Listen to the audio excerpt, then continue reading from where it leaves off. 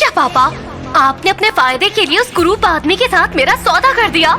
दरअसल आरोही के पिता महेश्वर ने आरोही की शादी दिल्ली के रईस खानदानों में से एक रायजादा खानदान के इकलौते वारिस विक्रम रायजादा से तय कर दी थी, वो भी आरोही से बिना पूछे। अपनी लाडली बेटी अनन्या की जिंदगी बर्बाद नहीं करना चाहते थे तो मुझे बलि का बकरा बना दिया। अगर ये रिश्ता लाखों में एक है तो करा दो ना अनन्या की उस बदसूरत अपाहिज विक्रम से शादी। तेरी खाल उधेड़ दूंगा अगर तूने मना किया तो। बड़ी बहन होने के नाते अब ये शादी तुझे करनी ही पड़ेगी। चाहे कुछ भी हो जाए, मैं ये शादी बिल्कुल भी नहीं करूँगी। तभी आरोही की सौतेली माँ सुधा ने कुछ तस्वीरें निकाली और आरोही की तरफ फेंकी। उन तस्वीरों में आरोही की सगी माँ थी। माँ की फोटोज देखकर आरोही के रुके हुए आंसू छूट गए और बहने लगे। आरोही, मैं और तेरे पापा जानते हैं कि तेरी माँ इस वक्त कहाँ है।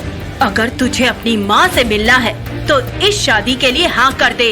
कभी आरोही, उसकी माँ और बाप महेश्वर एक छोटा खुशहाल सा परिवार हुआ करते थे, लेकिन लगभग 14 साल पहले महेश्वर सुधा से मिला और प्यार में पड़ गया। आरोही की सगी माँ वो सदमा सह नहीं पाई और उसने अपनी सुध खो दी और एक दिन अचानक कहीं गायब हो गई। अपनी माँ को वापस पाने के लिए आरोही कुछ भी करने को तैयार थी, इसलिए उसने विक्रम रायजादा से रिश्ता मंजूर कर लिया। शादी के मंडप में जब आरोही बैठी थी तब विक्रम वहाँ व्हील चेयर पर आया था। आरोही ने विक्रम का चेहरा देखने की कोशिश की, लेकिन सेहरा पहना होने की वजह से वो विक्रम की शक्ल नहीं देख पाई। शादी होने के बाद जब आरोही ने कमरे की उस लाल रोशनी में अपने पति का चेहरा देखा तो वो ऊपर से नीचे तक हिल गई, क्योंकि विक्रम बिल्कुल भी वैसा कुरूप नहीं था जैसा पूरी दुनिया उसके बारे में बोलती थी। उल्टा वो तो बेहद ही खूबसूरत था।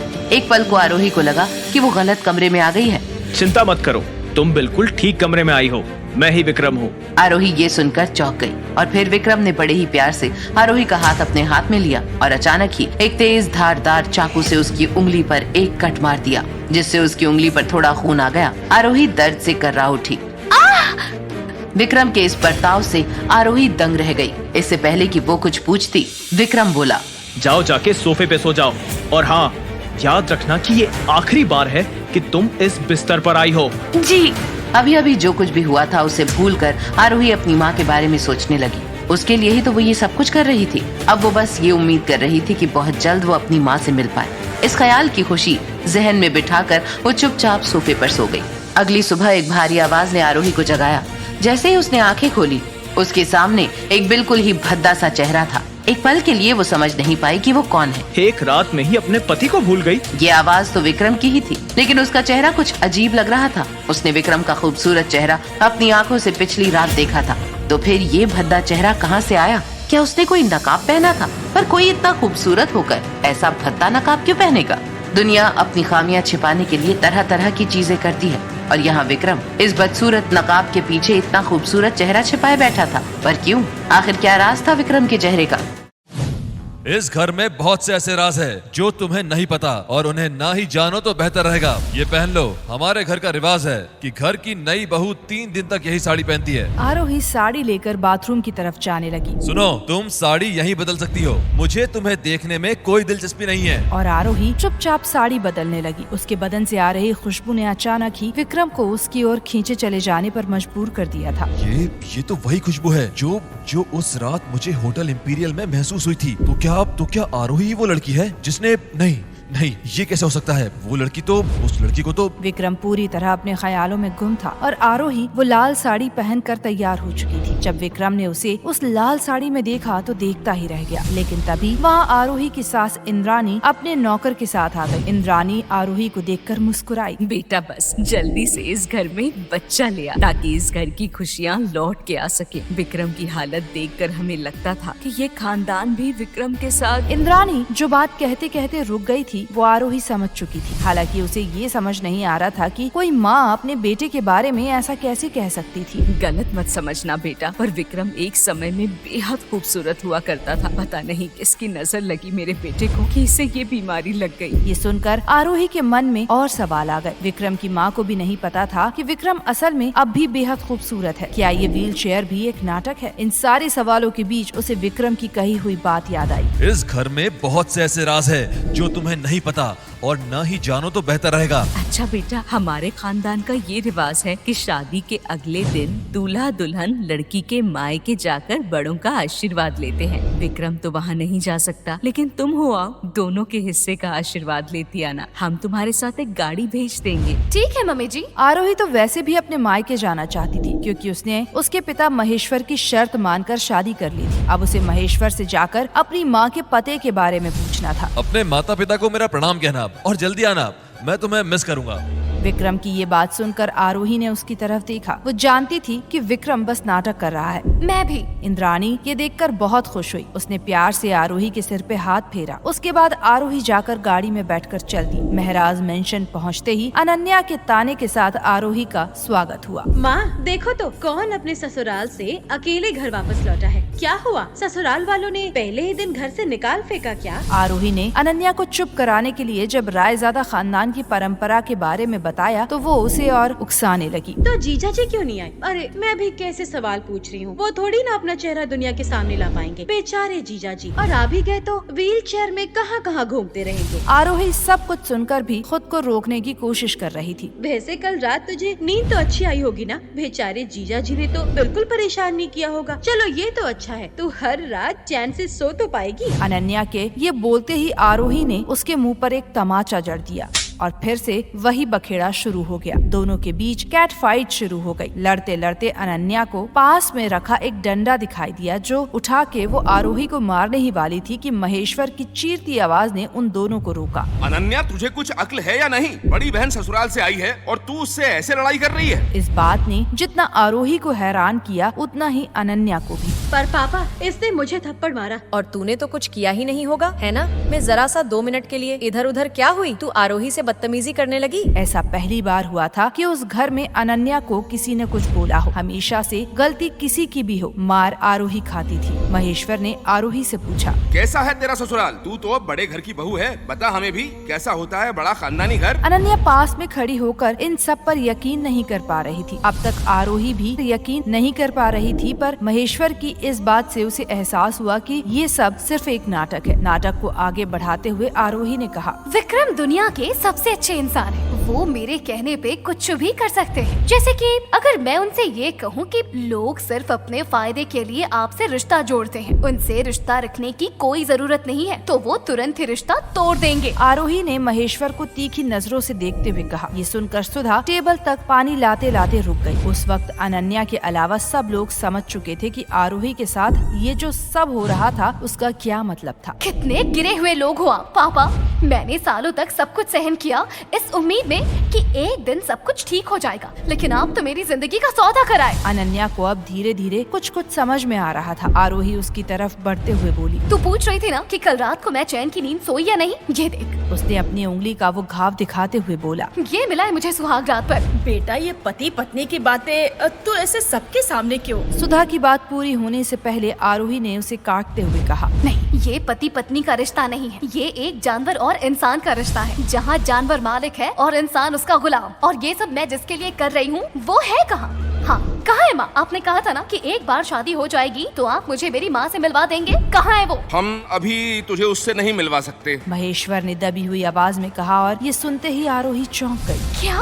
लेकिन क्यों? देख आरोही, हम तुझसे प्यार से पेश आ रहे हैं, तो बदले में हमारे सर पर चढ़ने की कोशिश मत कर। हमारी बात चुपचाप सुन ले और समझ ले, वरना समझाने के और भी तरीके हैं हमारे पास। हाँ तो आजमा लो ना। आज पहली बार तो है नहीं जब ये होगा। आप सारे तरीके आजमा लो, लेकिन आज अगर मैं अपनी माँ से नहीं मिली तो मैं अभी के अभी जाके विक्रम को तलाक दे दूंगी। ये सुन सुधा और महेश्वर की हवाइयाँ उड़ गई। तू ऐसा कुछ नहीं करेगी आरोही। मैं जो चाहूंगी वो करूंगी। ठीक है, तू अपने मन की कर, मैं अपने मन की करूंगा। अगर तूने ये दहलीज पार की तो तुझे तेरी माँ नहीं बल्कि उसकी अस्थियां मिलेंगी। महेश्वर की बात सुनकर आरोही वहीं की वहीं रुक गई और मुड़कर बोली, शर्त ये थी कि मेरे विक्रम से शादी होते ही आप मुझे मेरी माँ से मिलवाएंगे। वो शर्त थी, लेकिन अब नई शर्त ये है कि तू अपनी माँ से तब मिलेगी जब मेरा काम पूरा होगा। एक कॉन्ट्रैक्ट है जिसका मैं सालों से इंतजार कर रहा था। बस एक बार उस कॉन्ट्रैक्ट पर विक्रम के साइन हो जाए, उसके बाद तू अपनी माँ से मिल पाएगी। अब फैसला तेरे हाथ में है, तुझे तलाक चाहिए या तेरी माँ। ये कहकर महेश्वर और सुधा वहाँ से चले गए। सुधा और महेश्वर की बात सुनकर आरोही जमीन पर बैठ गई। अब अपनी माँ से मिलने के लिए उसके पास उस जानवर की पत्नी बने रहने के अलावा कोई और रास्ता नहीं था। कुछ देर तक आरोही ऐसे ही बैठी रही और फिर उठकर अपने कमरे की तरफ चली गई। अनन्या चेहरे पर शैतानी मुस्कुराहट लिए आरोही को जाता देख रही थी। अचानक उसके दिमाग में एक खुराफात सूझी। वो किसी भी तरह आरोही की ये शादी तोड़ना चाहती थी। हालांकि अनन्या ये भी अच्छी तरह से जानती थी कि उसके माँ बाप का बहुत सा फायदा इस शादी पर टिका हुआ था, लेकिन वो आरोही को बर्बाद करने का ठान चुकी थी। उधर उदास मन से आरोही ने अपना सामान पैक किया और किसी से बिना कुछ कहे ही वहाँ से निकल गई। आरोही वापस अपने ससुराल जाने के लिए कार में बैठ तो गई थी, लेकिन तभी अचानक उसे उल्टियाँ होने लगी और उसने ड्राइवर से कहकर कार डॉक्टर के क्लिनिक की तरफ मोड़ ली।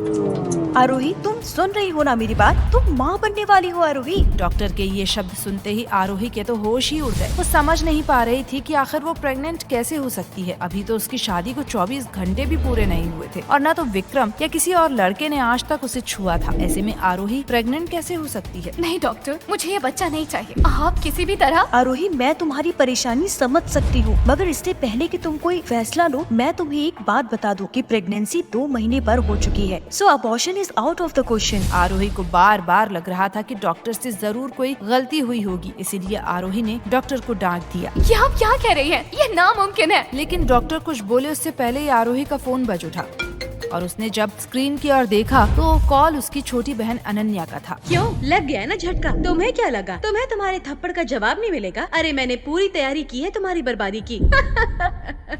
वैसे क्या बात है, वाह आरोही, तुम तो सुपर फास्ट निकली। कल ही शादी हुई और आज प्रेग्नेंट भी हो गई। नहीं, मैं प्रेग्नेंट नहीं हो सकती। मुझे तो आज तक किसी लड़के ने हाथ तक नहीं लगाया। अपने छोटे से दिमाग पर ज्यादा जोर मत डालो आरोही। वैसे तुम तो आप कहीं की भी नहीं रही ना। बहुत बुरा हुआ तुम्हारे साथ। क्या मतलब? मतलब कुछ नहीं, तुम बस ये समझ लो कि तुम्हारी प्रेगनेंसी के पीछे कुछ लोगों की कड़ी मेहनत छुपी है। पर ये सब कैसे हुआ? जब मुझे किसी लड़के ने छुआ तक नहीं तो मैं प्रेग्नेंट कैसे हो गई? अरे अब इतनी भी भोली मत बनो। होटल इंपीरियल की वो रात याद नहीं है तुम्हें? अब अपना और टाइम वेस्ट मत करो। जाओ और जाके ये गुड न्यूज जीजा जी को सुनाओ, फिर वो तुम्हें अपने घर से धक्के मार के बाहर निकालेंगे। होटल इंपीरियल का नाम सुनते ही आरोही एकदम से सदमे में आ गई। वो काली रात कैसे भूल सकती है? वो अपनी जिंदगी की उस काली रात को कैसे भूल गई? अनन्या ने अपनी बात कहकर फोन रख दिया था और आरोही भी प्रेगनेंसी रिपोर्ट हाथ में लिए डॉक्टर के क्लिनिक से निकलकर अपने ससुराल जा तो रही थी, लेकिन पूरे रास्ते वो इसी सोच में गुम थी कि अब वो घर पर सबको क्या जवाब देगी। अगर विक्रम को उसकी इस प्रेगनेंसी के बारे में पता चला तो वो न जाने क्या गजब करेगा। अब क्या करूँगी मैं? क्या कहूँगी मैं विक्रम से? उसे अगर पता चला तो वो मुझे मार ही डालेगा। अगर विक्रम की माँ और बाकी घर वालों को इस बारे में पता चला तो? अनमने मन से आरोही जब घर पहुँची तो उसकी सास इंद्रानी नीचे ही उसका इंतजार कर रही थी। ये मैं क्या सुन रही हूँ आरोही? तुम्हारी और विक्रम की शादी को अभी 24 घंटे भी पूरे नहीं हुए और तुम प्रेग्नेंट हो? इसका मतलब तुम... छी, मुझे तुमसे ये उम्मीद नहीं थी। मम्मी जी, वो मैं आरोही से अपनी सास को कोई जवाब नहीं देते बन रहा था। वो तो खुद हैरान थी कि ऐसा कैसे हो सकता है। समझ नहीं आ रहा मम्मी जी को अब मैं क्या जवाब दूं। मैं तो खुद ही शॉक्ड हुई जानकर कि मैं प्रेग्नेंट हूँ। अगर विक्रम को पता चला तो नहीं, मैं ये नहीं होने दे सकती। विक्रम तो मुझे जिंदा नहीं छोड़ेगा। अगर उसे ये बात पता चली तो? आरोही, मैं कुछ पूछ रही हूँ तुमसे। अब क्या मुँह में दही जमा लिया है? बताओ कि ये किसका पाप लिए घूम रही हो तुम अपने पेट में? मम्मी जी प्लीज मुझे माफ कर दीजिए। मैं खुद नहीं जानती कि ये सब कैसे हो गया। आप प्लीज विक्रम को कुछ मत बताइएगा वरना वो मुझे नहीं छोड़ेगा। और आरोही रोते हुए अपनी सास के पैरों में गिर गई। छोड़ूंगी तो मैं भी नहीं तुम्हें। ये गलती नहीं, गुनाह है और गुनाह की सजा तो मिलती ही है। सजा? कैसी सजा? हाँ सजा तो मिलकर रहेगी तुम्हें आरोही। सचिन, संजीव, यहाँ आओ। और इंद्रानी के बुलाने पर वहाँ 2 अधेड़ उम्र के आदमी आ जाते हैं। इन्होंने ही इंद्रानी और आरोही की प्रेगनेंसी के बारे में बताया था। तुम दोनों को तो पता ही है ना कि क्या करना है। हाँ भाभी, हमें अच्छे से पता है कि अब इस लड़की के साथ क्या करना है। क्या करने वाले हैं आप लोग मेरे साथ? हमारे खानदान का रिवाज है बहुरानी कि जब भी कोई हमारे खानदान की इज्जत को इस तरह मिट्टी में मिलाता है तो हम उसे कहीं मुंह दिखाने लायक नहीं छोड़ते, हम उसका चेहरा ही खराब कर देते हैं। क्या? नहीं, आप लोग मेरे साथ ऐसा नहीं कर सकते। मैं इस खानदान की बहू हूँ। नहीं, देखिए मेरे करीब मत आइए। नहीं। और सचिन और संजीव हाथ में ब्लेड लिए आरोही की ओर बढ़ने लगे। अब क्या करेगी आरोही? क्या वो सचिन और संजीव से खुद को बचा पाएगी? आखिर कौन है आरोही के होने वाले बच्चे का बाप? विक्रम को जब आरोही की प्रेगनेंसी के बारे में पता चलेगा तो वो क्या करेगा? सचिन और संजीव को कैसे पता चला आरोही की प्रेगनेंसी वाली बात? क्या वो दोनों आरोही पर नजर रखे हुए थे? अगर हाँ तो क्यों कर रहे थे वो ऐसा? आखिर क्या हुआ था उस रात होटल इंपीरियल में? आखिर अनन्या ने क्या साजिश रची है आरोही के खिलाफ? क्यों आरोही के बदन से आती खुशबू बना देती है विक्रम को दीवाना? क्या विक्रम और आरोही पहले मिल चुके हैं? क्या रंग लाएगी विक्रम और आरोही की ये शर्त वाली शादी? क्या है विक्रम के चेहरे का राज? अगर उन दोनों ने अपना वादा पूरा नहीं किया तो क्या करेगी आरोही? आप भी जानना चाहते हैं ना इन चौंका देने वाले सवालों के जवाब? तो अभी डाउनलोड करें पॉकेट FM और सुने शादी के बाद, वो भी बिल्कुल फ्री।